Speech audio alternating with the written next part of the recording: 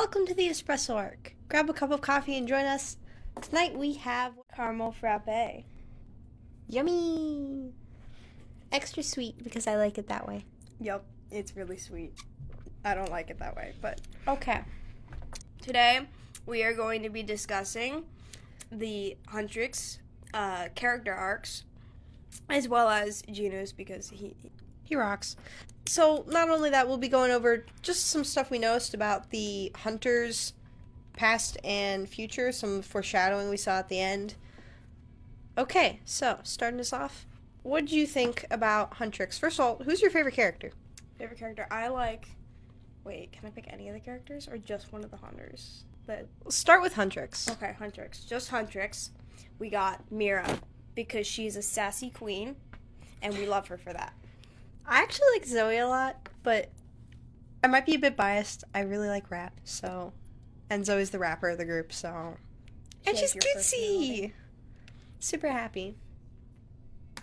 There will be spoilers, be warned. But here we go. Rumi, her big flaw from the beginning, I guess, is she sees herself as a mistake. She's half demon, and she, has been told her entire life, all demons are bad. If she's that, then why would she be any different? Her only hope is to basically get rid of the demons and seal the Honmoon, turn it gold. She also has this very low trust in others because of what she's been told her whole life of basically, oh, you can't tell them about it because, they won't see it as a good thing or be able to live with that. So you have to hide it. And so she has this tendency to hide everything about herself and not let other people in, causing her to have a wall in all of her relationships. Next, we've got Mira. Mira's big fear is she comes in, they explain this in the second song, I believe, Golden. And at the beginning, actually, now that I think about it. Basically, she comes from a kind of rich, fancy home, seems like, but she's kind of been, the troublemaker of the family, didn't live up to, I guess, expectations, and, she's afraid everyone's going to leave her life and she won't have a family. But she kind of finds that in Huntrix a bit. Then we have Zoe. Yeah. Zoe's supposed to be American-Korean, so from America, but Korean. It's a little... There might be... There's some fans... Well, there's some fan theories going around that are... She's got an American mom or Korean dad, one or the other, something like that.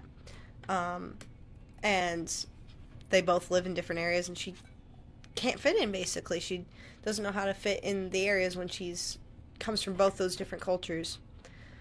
So trying to find her place and all that.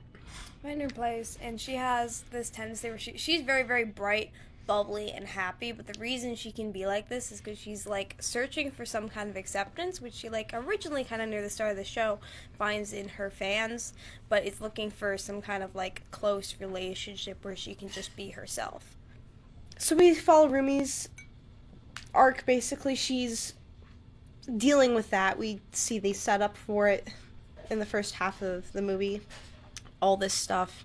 She meets Ginu, and that's what gets her to open up, because Ginu is a demon himself, and pretty boy demon.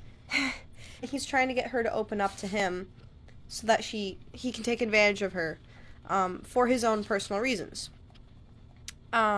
which will be explained later. But she goes through basically this, okay, he's my enemy, but he's trying to relate with me, and he's the only one who will reach out to me in this way and accept me right now for who I am.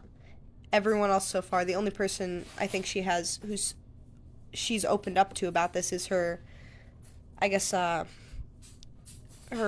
adoptive mother of sorts, Celine, who is a former hunter, one of the singers along with her mother. Well, I think like half the problem with their relationship is she actually hadn't really opened up to her because like she knew about it, right? Because she was like raising her, but like it was kind of this thing of like just don't talk about it, like not even to me because I want to ignore that part. The thing is, Celine, her perspective on it was, again, she kind of almost ingrained this in Rumi. All demons are bad. Anything with marks is bad. Maybe you aren't necessarily the problem, but the marks are. And so you need to hide that from the world. Yay, trauma. Yeah, we love our traumatized characters. Anywho, so Rumi starts opening up to Ginu. And, of course, that takes a terrible turn because Jinu's working for the bad guys. I wouldn't say he's necessarily an evil... He redeems himself in the end. But his whole thing, he started off as a pretty good guy. He's actually supposed to be like 400 plus years old. He starts off as a pretty good guy. Through some bad luck, basically, ends up starving on the streets. And the Demon King offers to set him free from that. But in return, he betrays his family. And so he's basically held to his shame of betraying his family, which turns him into a demon. Now he's trying to erase the memories, and that's how he stumbles into Rumi. He's got to destroy the Huntrix if he wants that to happen. Get rid of all of the voices. Okay, so that is a big rundown of all the characters so far. Whew, okay. In probably, I guess, the second act of the movie, you've got now Rumi and Ginu, their relationship together. They're opening up to each other, about each other a bit more. Rumi's now basically completely opened herself up to him. She's left wide open, and he finds out her secret. And of course, because he's still, he doesn't open up as much as Rumi, but he still feels that shame for betraying his family. And he's being held to it, basically, by the Demon King. And he ends up kind of stabbing her in the back, yeah. Stab. Now Rumi, who once thought, hey, I could have this place. Someone will accept me. I'm not a mistake. Now that's all that's left for her. She went over the ledge. Her friends leave her. No one can trust her now. Because why would they trust you when you've been hiding this from them? And you basically betrayed their trust when they opened up to you. So now she just goes off the cliff, basically. And then, of course, you have her two friends, Zoe and Mira, starting with Mira because I find her easier. She has this kind of thing where she is afraid that she's going to be left by the people around her, and with Rumi kind of going off the ledge herself, all that jazz, she ends up, kind of doubling down on the fact that, oh yeah, people actually won't stick around me.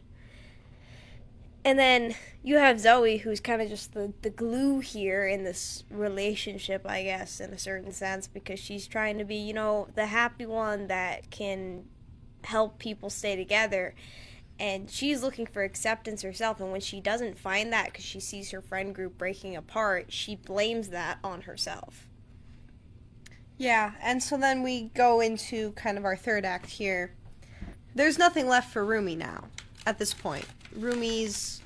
She's fallen apart. She has no one to turn to. She actually goes back to visit Celine and realizes what, Celine has been, mistreating her this whole time. She hasn't actually been, seen, and she's noticing now that basically if the, what do you call it, the magic shield? The Honmoon. Yeah, the Honmoon. She's like, if that's the Honmoon that I'm fighting for, then I would rather it fall apart. She's not being loved for her whole self. She's being loved almost out of duty rather than true love for her as a person. And that's why she ends up turning and saying, well, if the Honmoon I'm supposed to create and build is not going to... I mean, it's a really fascinating thing. I don't know if any of y'all watched Fruits Basket out there. If you haven't, you have to watch it because it's such a good anime. Also, Fruits more Basket. trauma dumping. How does Fruits Basket relate to all this? All right, so in Fruits Basket, without any spoilers here, we're gonna give the basic rundown. You have a bunch of these like zodiac humans, I guess. They're like all of the Zodiac cursed characters. Yeah, there we go. That's what I was looking for. And because of this, their parents of these cursed Zodiac people are all like either terrible parents. All of them were kind of terrible parents. They basically went mad from the trauma of that, having a cursed child. But the great example of this is Kyo, our secondary protagonist. What do you call them? I don't know. I'm not great at naming these things. But his mother, back when she was around, every time she would look at him, she was so convinced that she had to love him because, he was her child, and she wanted to love her child, but she couldn't love every single part of him because he was possessed by this cat demon thing. Zodiac. Yeah, the curse. The curse. He's got, like, the worst one in the family, basically. So his mother, like, the whole time, even though, like, she would look at him and things, every single time that she would see her kid, she would be making sure that he has his bracelet on that keeps him from transforming into this demon. Every single time, interacting with her child, making sure the bracelet's still there, because she couldn't accept all of her child. I see how that basically reflects back on Celine, how she wants Rumi, there we go. Names are hard, guys. Okay.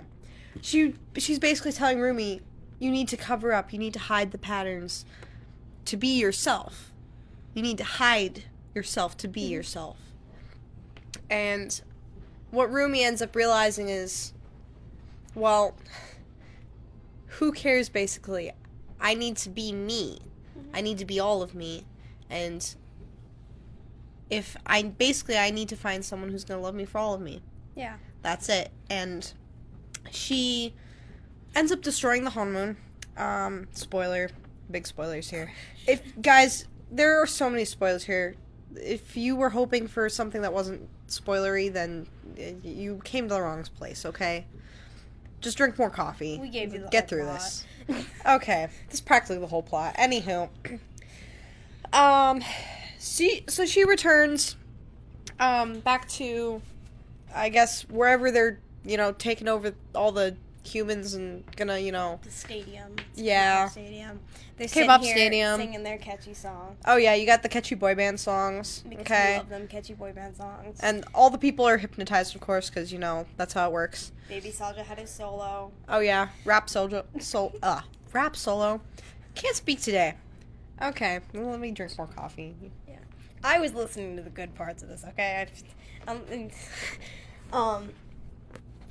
Yeah, you got Rumi. She comes in. She starts singing, like, her best song yet, where she's all, like, basically, I've learned to accept who I am. Yes, I am broken. Yeah, but I've lost everything at this point, and so if I've lost everything, then who cares? Yeah. It's kind of an interesting difference from their song Golden that they sing earlier, where they're like, oh yeah, we came from this horrible past, but look at us now, we're all shining, we're perfect.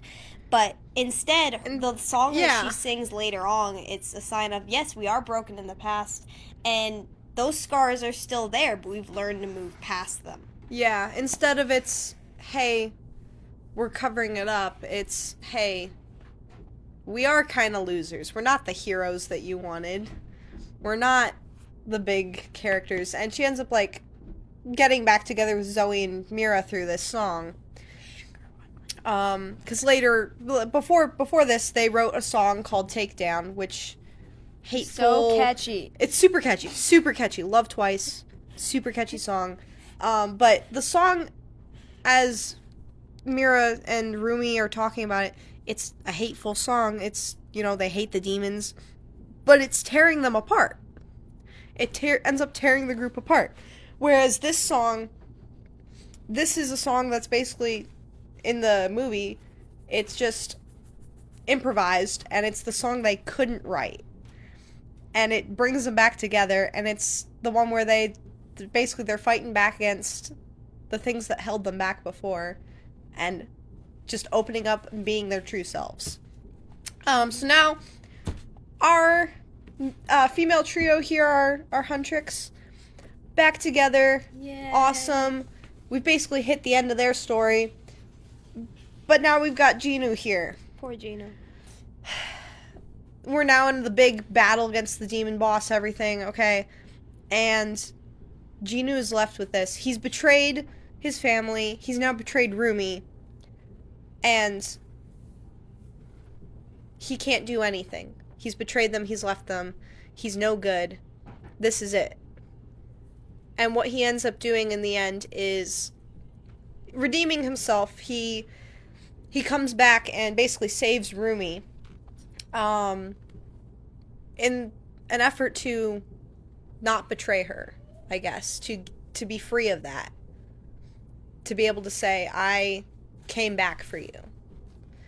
And it ends up saving him as a character. Watch the movie. It's really cool. He turns into a sword. I thought that was pretty cool. In your opinion? It's cool. Giant sword, the shiny.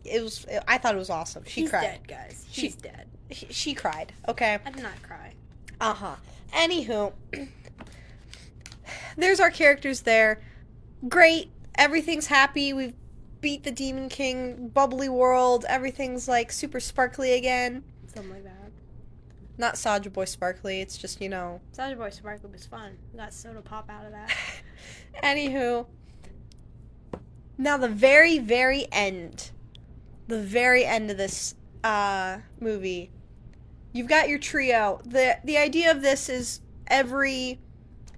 basically every generation there's a new trio of hunters who help build the Hong Moon so they can seal away the demons. Fancy schmancy stuff. Now with our Huntrix, the Hong Moon was destroyed, but they rebuilt it again. Hooray. Differently this time so that, it could hold basically. It's a different color now, guys. Yeah, basically it's a different color. It's a little confusing. Go watch the movie. They explain it better than I can. But we've got our main trio here, and they're walking out. They're like talking to some fans. The 3 fans at the end. Yeah. So this is my amazing theory on it, guys. You gotta tell me if this is a new take. It's never before discussed theory, according to my sister, who browsed the internet for about 5 minutes. Maybe not never before, but not new. something I have heard yet. Completely new idea. Uh-huh. Anyway, these 3 girls have got to be the next generation of hunters. I'm convinced of it. They're a trio, which is, thing number 1 that you gotta have. Their height differences. Their height differences? Their height differences. This is important. So, their height difference, because if you look at, Mira, Rumi, and Zoe, their height differences, you got, the short friend, and the tall friend, and the one that's in the middle that's, very obviously, very leadership looking, Uh-huh. You got that with those 3 girls. They're many of them, and they're super into K-pop, obviously. Oh yeah, they're wearing all the Huntrix merchandise and everything, guys. So, and it's not like they know any other people to pass on this job to. They gotta pass it on to somebody. And these 3 girls, perfect opportunity. They are 2nd gen. Okay. Wow. That has been K-Pop Demon Hunters and the Espresso Arc. Let us know what you thought about K-Pop Demon Hunters if you've watched it yet. Oh, we gotta talk about one last thing. Who is your favorite Soulja Boy? Oh, shoot. No, actually, I already know. Baby Soulja. Baby Soulja. That's right. And you know what? I like rap. I'm biased. I am a firm believer that Baby Soulja is still out there somewhere. You wanna know why? Because he's too cool to kill off. They literally implied No, we didn't see him die. That he died. We didn't see him die. Okay, he died off camera, but they implied that he was beaten. Literally. But Baby's rap solo was so good. That doesn't mean he lives just because of rap solo.